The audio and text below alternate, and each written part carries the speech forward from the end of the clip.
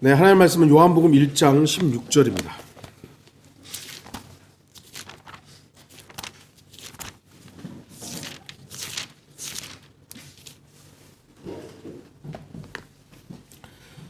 하나님 말씀은 요한복음 1장 16절 말씀입니다.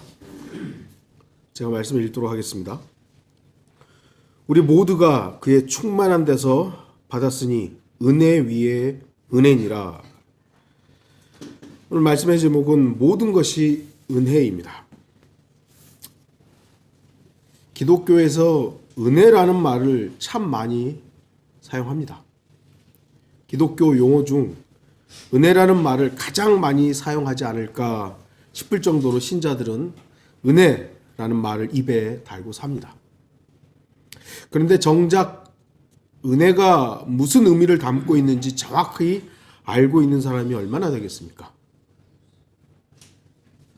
은혜라는 단어를 언급하는 책도 기독교 책뿐만 아니라 일반 사람들도 은혜라는 말을 많이 하기도 합니다. 많은 책들이 있지만 정작 은혜가 무엇인지 가르치는 책은 별로 없는 것 같습니다.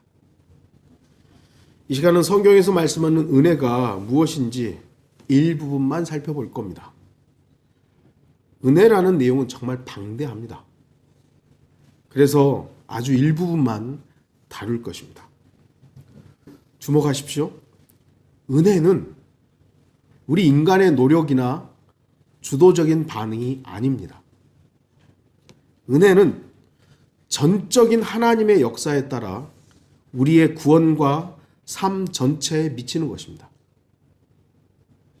다시 말씀드리지만 은혜는 자격 없는 자들에게 베풀어 주시는 하나님의 한없는 혜택을 말합니다. 하나님이 베푸시는 거예요. 인간이 어떤 자격이 되고 은혜를 받을 만한 어떤 행동을 했기 때문에 베풀어지지 않습니다. 오로지 먼저 사랑하신 그 사랑에 근거하여 은혜를 베푸시는 하나님의 전적인 역사입니다. 정말 하나님이 하시는 거예요. 출애굽기 33장 19절 주께서 말씀하시기를 내가 나의 모든 선함을 내 앞에 지나가게 할 것이며 내가 내 앞에 주의 이름을 선포하리라. 나는 은혜를 베풀 자에게 은혜를 베풀고 자비를 보일 자에게 자비를 보이리라. 그렇기 때문에 은혜는 하나님께서 얼마나 위대하시며 놀라운 분이신지를 보여주는 것입니다.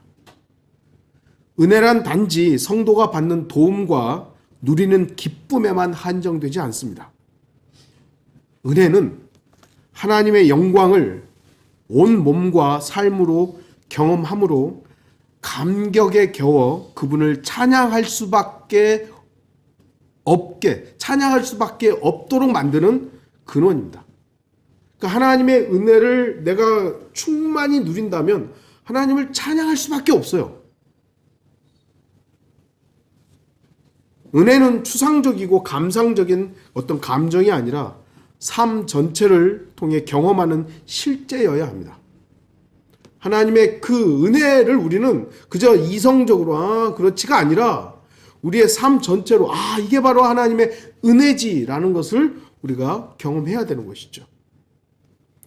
이 은혜를 온전히 누리는 성도는 영원토록 하나님만을 기뻐하고 즐거워하게 될 것입니다.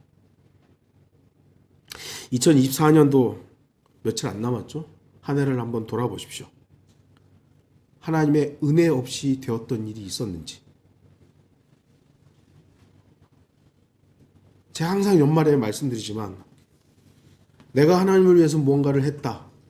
한번 따져보십시오. 저와 여러분이 하나님을 위해서 뭘 했는지. 손가락에 꼽기에도 창피할 정도죠. 근데 하나님이 나를 위해서 하신 일이 무엇인지를 한번 생각해 보십시오. 넘치고 또 넘칠 것입니다. 그냥 습관처럼 되풀이하는 하나님의 은혜지 그런 말이 아니라 하나하나를 돌아보십시오. 모든 것이 하나님의 은혜였음을 고백할 수 있는 성도라면 하나님의 은혜 가운데서 앞으로의 모든 것도 의존하고 의탁하게 될 것입니다. 그러므로 인해 영원토록 하나님만을 높이는 삶을 가장 가치 있고 영광스러운 삶이라고 고백하게 될 것입니다. 우리 얼마 전에 불렀던 찬양 은혜, 손경민이란 분이 작사를 했는데요. 제가 읽어보겠습니다. 내가 누려왔던 모든 것들이, 내가 지나왔던 모든 시간이, 내가 걸어왔던 모든 순간이 당연한 것 아니라 은혜였어. 아침 해가 뜨고 저녁의 노을, 봄의 꽃향기와 가을의 열매, 변하는 계절의 모든 순간이 당연한 것 아니라 은혜였어. 모든 것이 은혜, 은혜, 은혜, 한없는 은혜. 내 삶에 당연한 건 하나도 없었던 것을 모든 것이 은혜, 은혜였어. 내가 이 땅에 태어나 사는 것, 어린아이 시절과 지금까지 숨을 쉬며 살며 꿈을 꾸는 삶, 당연한 것 아니라 은혜였어. 내가 하나님의 자녀로 살며 오늘 찬양하고 예배하는 삶, 복음을 전할 수 있는 축복이 당연한 것 아니라 은혜였어. 모든 것이 은혜, 은혜, 은혜, 한없는 은혜. 내 삶에 당연한 건 하나도 없었던 것을 모든 것이 은혜, 은혜였어. 모든 것이 은혜, 은혜, 은혜, 한없는 은혜. 내 삶에 당연한 건 하나도 없었던 것을 모든 것이 은혜, 은혜였어. 모든 것이 은혜였어. 모든 것이 은혜였어. 저는 이 찬양에 전적으로 동의합니다. 아마도 여러분도 같은 마음일 것입니다. 하나님의 은혜를 단지 이론적으로 인정하는 것이 아니라 마음속 깊은 곳으로부터 인정한다면 그야말로 모든 것이 은혜임을 간증하는 것은 성도들의 마땅한 신앙 간증일 것입니다. 신앙 고백일 것입니다. 왜 우리는 모든 것이 은혜라고 고백합니까? 은혜로 구원받았기 때문입니다. 사도행전 11장 11절 우리는 주 예수 그리스도의 은혜로 구원받은 것을 믿으며 그들도 마찬가지니라. 에베소서 2장 5절 죄들 가운데서 죽었던 우리를 그리스도와 함께 살리셨으니 너희가 은혜로 구원을 받은 것이니라. 여러분 어떻게 구원받았는지 아십니까? 믿음으로? 네, 맞습니다. 하지만 우리의 믿음을 의로 인정하고 받아주신 그 주 하나님의 은혜가 아니었다면 우리의 믿음 자체는 우리를 구원할 만한 그 어떤 힘도 없습니다. 우리가 믿음으로 구원받았죠. 근데 이 믿음이라는 것을 하나님께서 받아주시는 그 은혜가 아니면 이 믿음 자체는 우리를 구원 못해요. 하나님의 그 은혜가 우리의 믿음을 그래 내가 너 그 믿어? 의로 해줄게. 이 은혜가 있었던 거죠. 혹시 여러분 중에 자신이 구원받을 만한 자격이 돼서 구원받은 사람이라고 생각하십니까? 그런 분이 계십니까? 저는 전도사 시절 그 초기까지만 해도 그렇게 생각했습니다. 제가 간증도 했습니다만 제가 목사 집안에 태어났죠.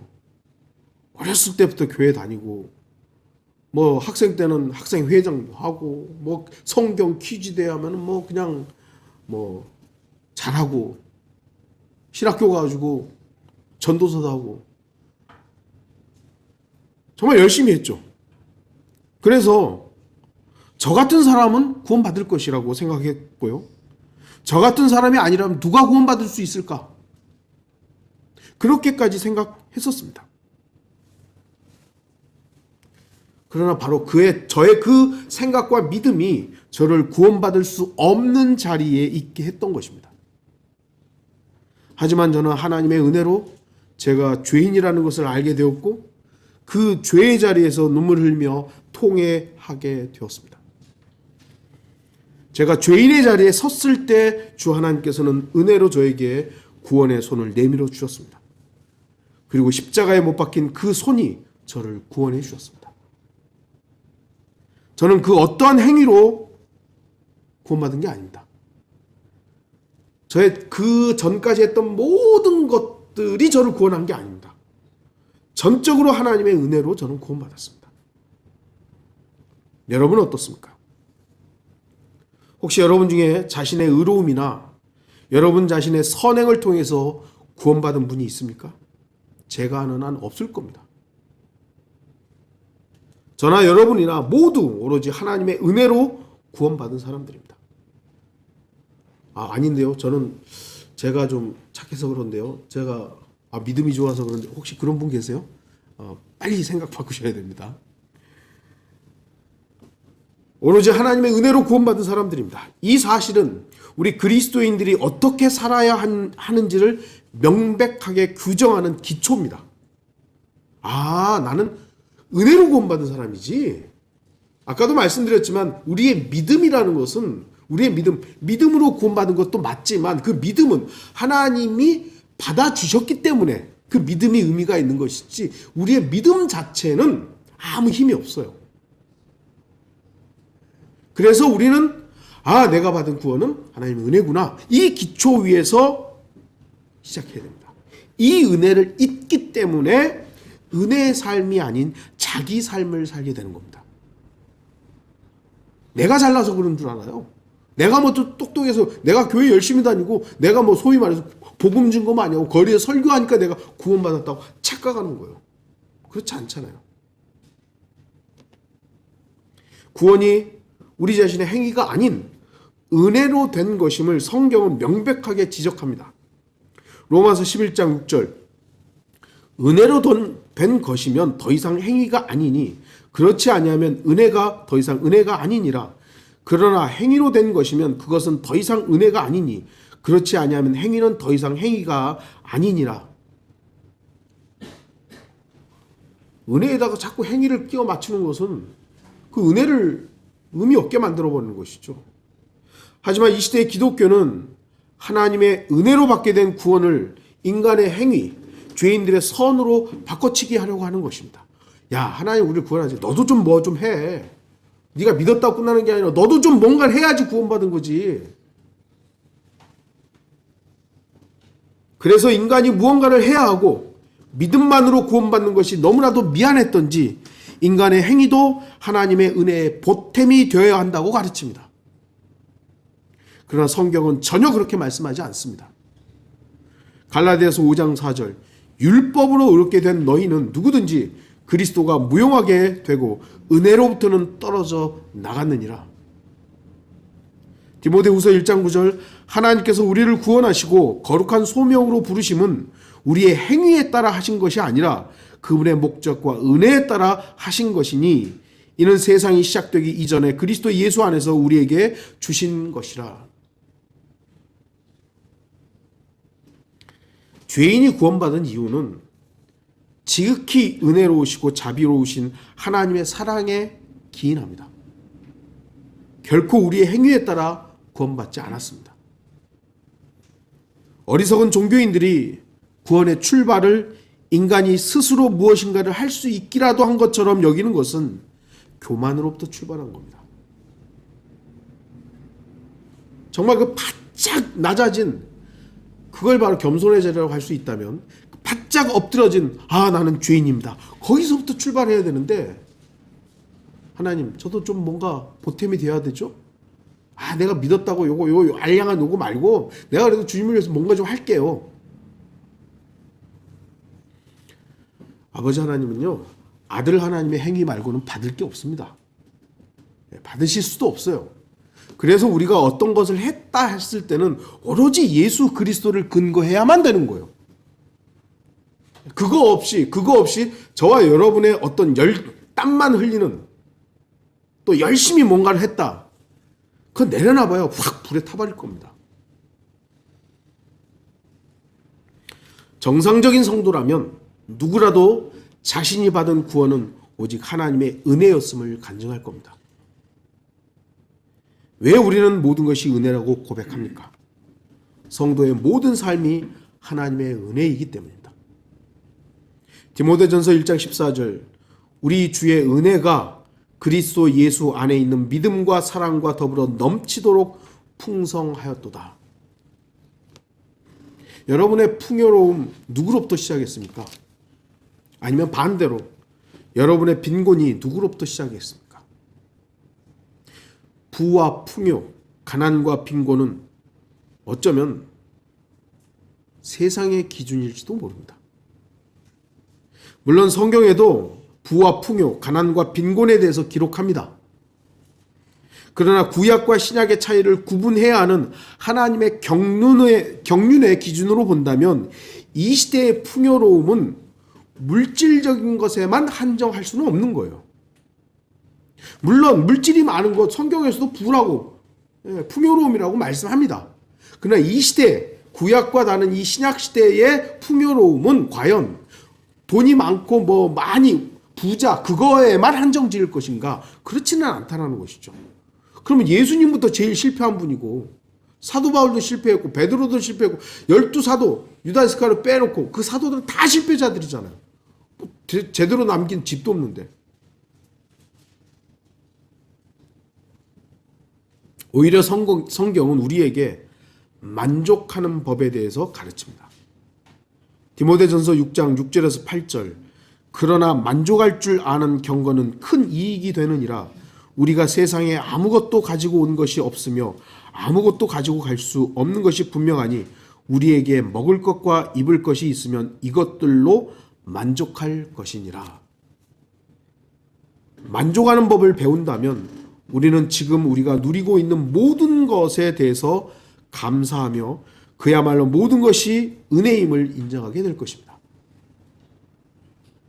가난해도 은혜, 부유해도 은혜, 건강해도 은혜, 병들어도 은혜, 많이 배워도 은혜, 못 배워도 은혜, 성공해도 은혜, 실패해도 은혜, 모든 것이 은혜, 모든 것이 은혜입니다. 오로지 은혜 안에 사는 사람만이 하나님께서 행하시는 모든 것에 대해서 영광을 돌릴 수 있습니다. 아, 내가 아파도 이게 은혜고 내가 실패해도 은혜구나라는 것을 받아들이고 믿는 성도라면 나에게 환경이 어떻게 변경되고 어떤 뭐가 되더라도 아, 이건 하나님의 하신 일이구나. 하나님을 영화롭게 할 것입니다. 그런데 이게 뭐 좀 많고 적음으로 인해서 일이 일비하게 되면 하나님이 나한테 조금만 뭐 좀 못해주는 것 같아요. 그럼 하나님 비난하는 것이죠. 왜 이러십니까? 왜 나한테만 이러세요? 하나님을 영화롭게 하는 삶, 이 삶이 성도의 가장 기본이고 온전한 삶임을 인정할 때 그렇게 되므로 성도는 자신의 삶에 대해서 말이나 행동이 은혜와 더불어 살게 될 것입니다. 골로새서 4장 6절 너희의 말이 항상 은혜와 더불어 있게 하고 소금으로 맛을 내듯 하라. 이는 각 사람에게 어떻게 대답해야 하는가를 알게 하려는 것이라. 성도가 하나님의 은혜의 삶을 살게 되면 우리의 말에 있어서나 우리의 행동에 있어서도 은혜가 나오는 거죠. 은혜와 함께 나오는 것이요. 하나님의 은혜를 이론적으로만 알기 때문에 누군가 내 마음과 좀 내 생각과 다르면 비난하는 거예요. 판단하는 거예요. 사도 바울과 바나바가 참 싸우고 이제 헤어지잖아요. 그때 그 교회는요 하나의 은혜에 맡깁니다. 네. 그리고 그들이 각자 선교 지역으로 나아갈 때 하나님의 은혜를 구하는 거예요.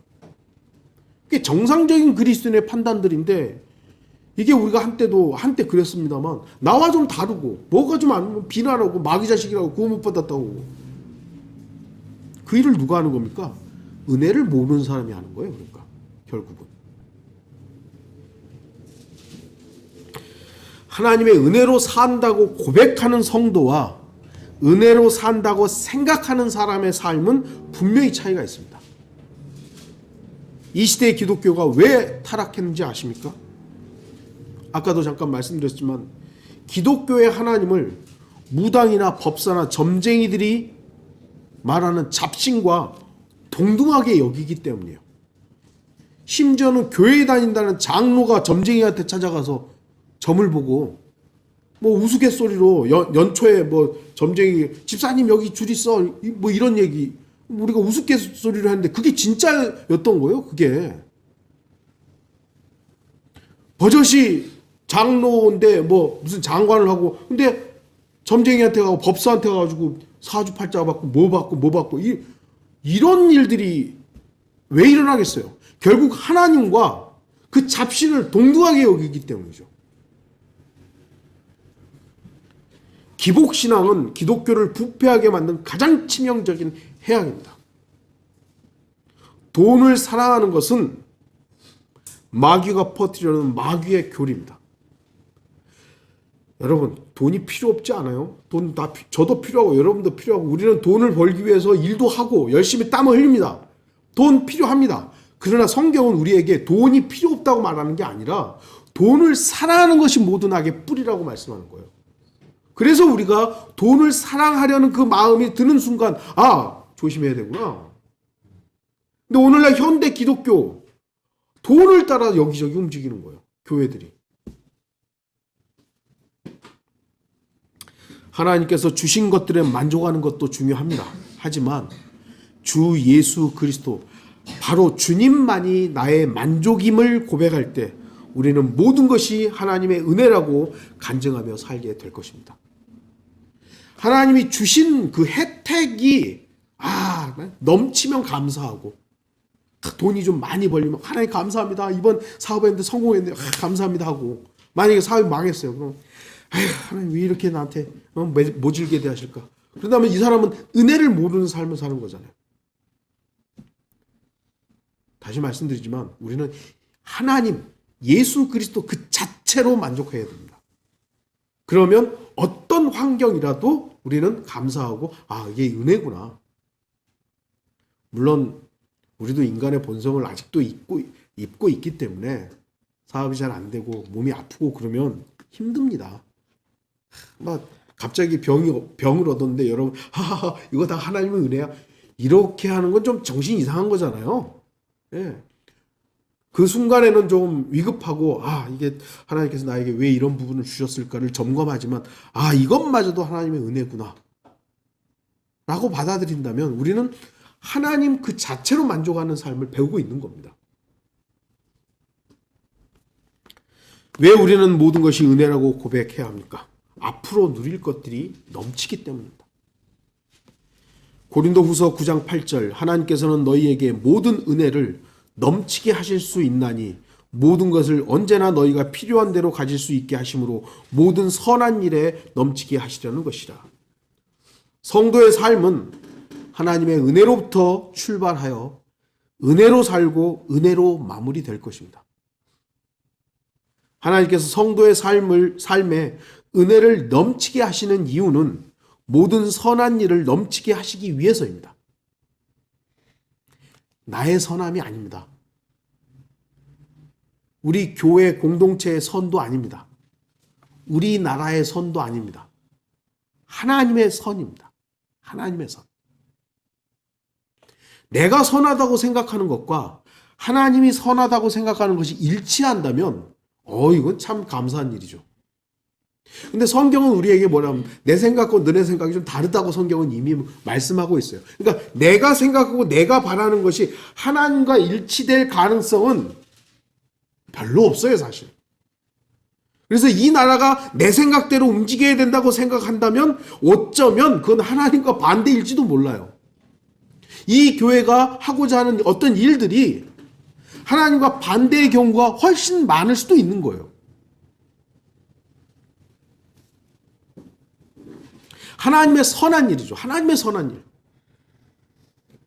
그래서 그리스도인은 복음을 전파하고 세상부터 성별되어야 하며 거룩한 삶을 살고자 해야 하는 겁니다. 그게 하나님께서 우리에게 바라시는 삶이기 때문에. 그리스도인은 이미 모든 것을 받은 사람임에도 불구하고 왜 굳이 그러한 삶을 살아야 합니까? 앞으로 누릴 은혜가 더욱 풍성하기 때문입니다. 우리 영혼에 대해서 성경의 많은 부분에서 말씀하지 않았습니다만 우리가 영혼을 이제 살게 될 것들 조금이라도 생각해 보면 얼마나 풍성할까요? 우리가 상상했던 그 이상으로 너무나도 넘칠 겁니다.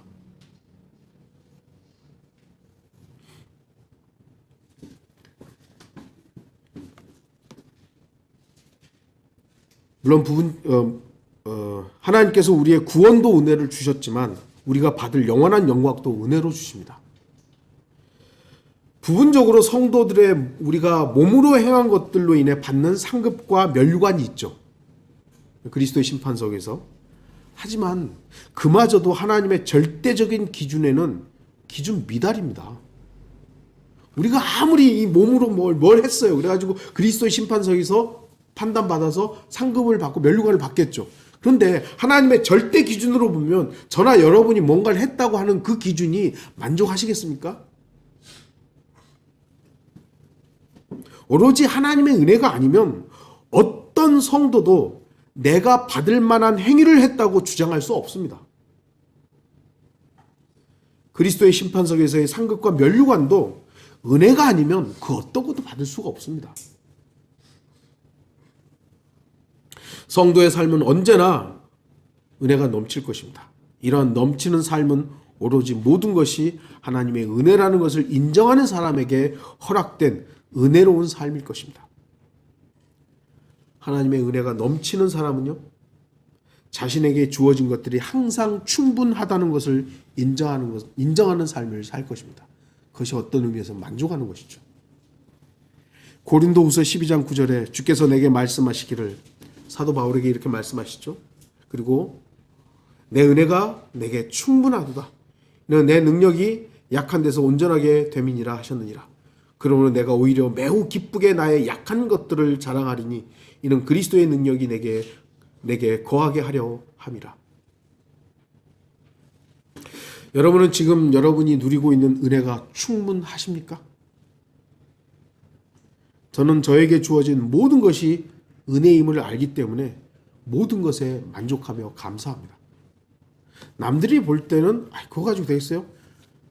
저도 말씀드렸지만 좀 불만이 있죠. 뭐냐면 아무리 그래도 월급을 좀 올려줘야지. 이번에도 안 올려주면 3년째 동결인데 그런데 또 돌아보면 이 어려운 시기에 일할 수 있고 꼬박꼬박 월급 받는다는 게 얼마나 감사한지 몰라요. 그러니까 요구는 하되 내가 거기에 목매이지 않는 거예요. 여러분이 돈을 벌고 일하는데 내 땀의 결과에 대해 요구를 해야죠. 당연히. 그리스도인은 그냥 침묵하고 아무 말도 안 해. 그거 아닙니다. 여러분이 한 것에 대해서는 요구를 하셔야 돼요. 내가 이만큼 일했으니까 적절한 대가를 바랍니다. 주십시오. 근데 거기에 목매이는 건 아니에요. 더 많은 돈을 벌기 위해서 우리가 최선을 다해야 되죠. 그런데 그리스도인의 삶은 거기에 매이는 게 아니라는 거예요. 그래서 저는 주어진 것에 대해 감사합니다. 만족합니다. 그리고 지금 주신 것으로 충분합니다라고 고백합니다. 왜냐하면 주님께서 언제나 능력으로 제 안에 계시기 때문입니다.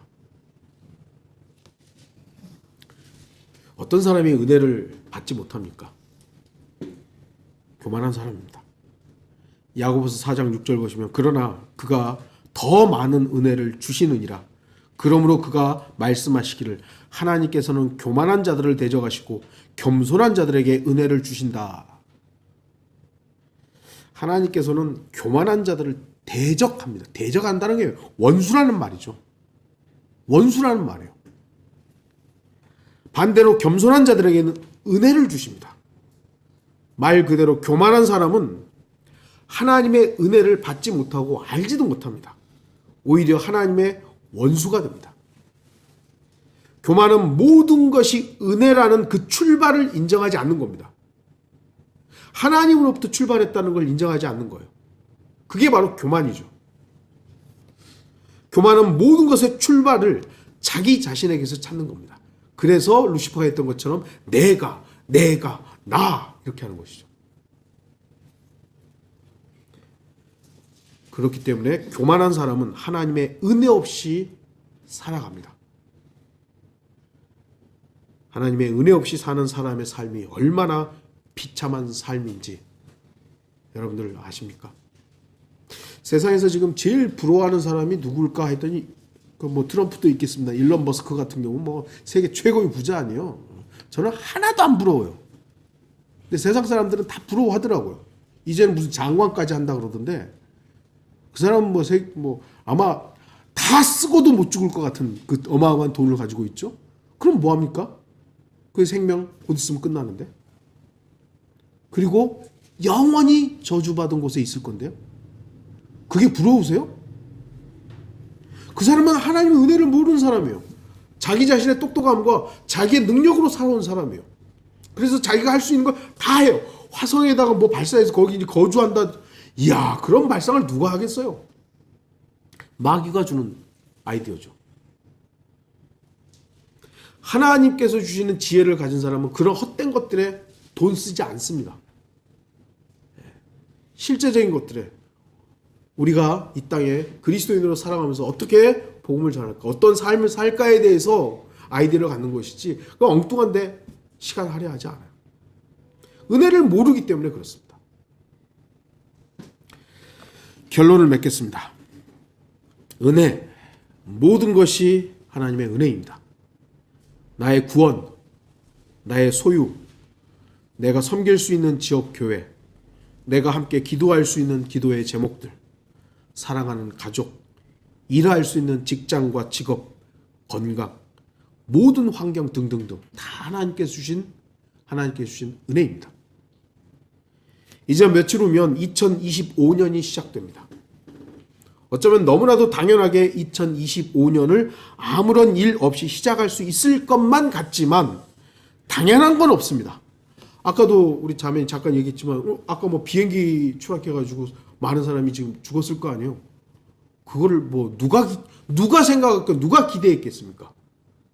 2024년 얼마 남지도 않았는데 2025년이 당연히 올 줄 알았는데